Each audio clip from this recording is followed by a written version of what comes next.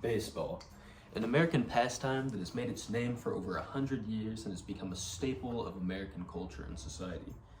Well, a lot of things have taken place over those 100 years. There's one thing that has always grabbed my attention, and that would be the linguistic properties of baseball commentary and announcing. It's kind of more straightforward than it may seem, and it actually runs quite deep, but it's very interesting. In today's video, we're going to be taking a look at the Milwaukee Brewers versus the Atlanta Braves, the NLDS of 2021. We're going to be more specifically looking at the announcers Jeff, Dan, and Matt.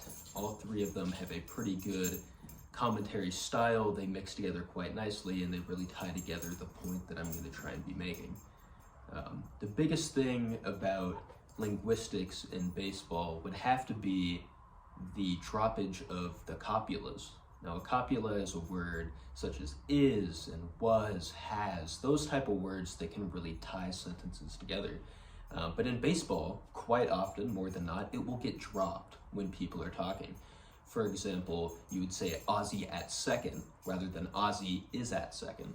Other examples include Jamie Moyer at the mound or Felix Hernandez stepping up to pitch.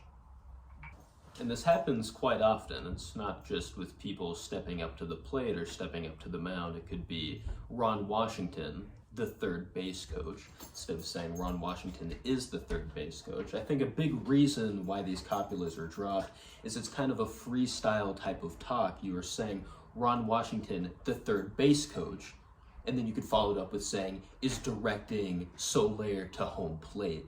You know, it's a way of continuing the speech without completely cutting off the sentence. However, it gets more interesting when it's not just the copula that's dropped, but also the noun. When talking about pitching, you could say, the ball on the corner. But what you're trying to say is the ball was right on the corner when talking about throwing it where it is relation to the plate. Again, I think this has to do with the freestyle type of talk. You could say right on the corner and he bunts it or he hits the ball, but it's a way of dropping the copula. It's a very interesting way of speaking that's not normally done. But you know, we've established that the copula and the nouns can get dropped. It's very common to see that taking place in baseball. But we also need to think of times when the copula is used. And an example of this, instead of saying Soler is leading off of first base, you could say small lead on first is Soler. Or you could say stepping up to the plate is Felix Hernandez. When you have the reverse is typically when you'll see the copula being used. Sometimes, however, you'll get the copula, but you won't get the pronoun or the noun. An example of this could be talking about Lou Piniella, a Mariners manager. It could say, over the last 3 years, has only missed 3 games. Even though you're not talking about him, it's still directed at him. You're using the copula, but you're not using the noun to directly talk about who it is. It's also interesting to think, what are the linguistic variables of the people who are talking? And we're mainly talking, especially in this case, of the Milwaukee Brewers versus the Atlanta Braves divisional series game. We're talking about upper class white men who have really grown up with this very formal style of announcing speech.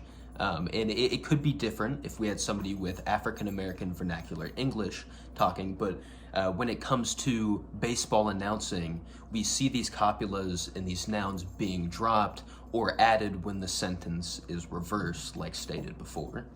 And this style of changing the copulas, dropping them, not using the nouns, it's really used on all topics. Who's batting, who's the pitcher, who's on the roster, where the game is at, who's the bullpen. You know, it really stretches across the whole sport, which makes this style of syntax in baseball not only very unique, but very interesting to keep your eye out on when you're listening to a game.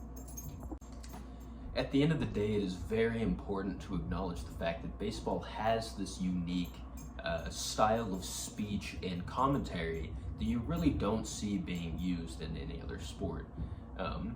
While it can shift from team to team based on if there's 2 commentators or a solo person speaking, doing color commentary, you will always find this syntax of baseball, these dropped copulas, the dropped nouns, the inverse where you add the copula. It all will come back up.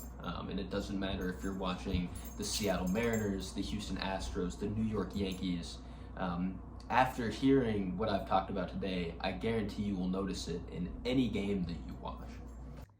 While there are many more examples of this syntax being used in baseball, I've kind of covered what the essence of the dropped copulas will do when talking and announcing baseball games. I hope it's been informative. I hope you can now see and appreciate the different style of announcing that baseball brings to the table.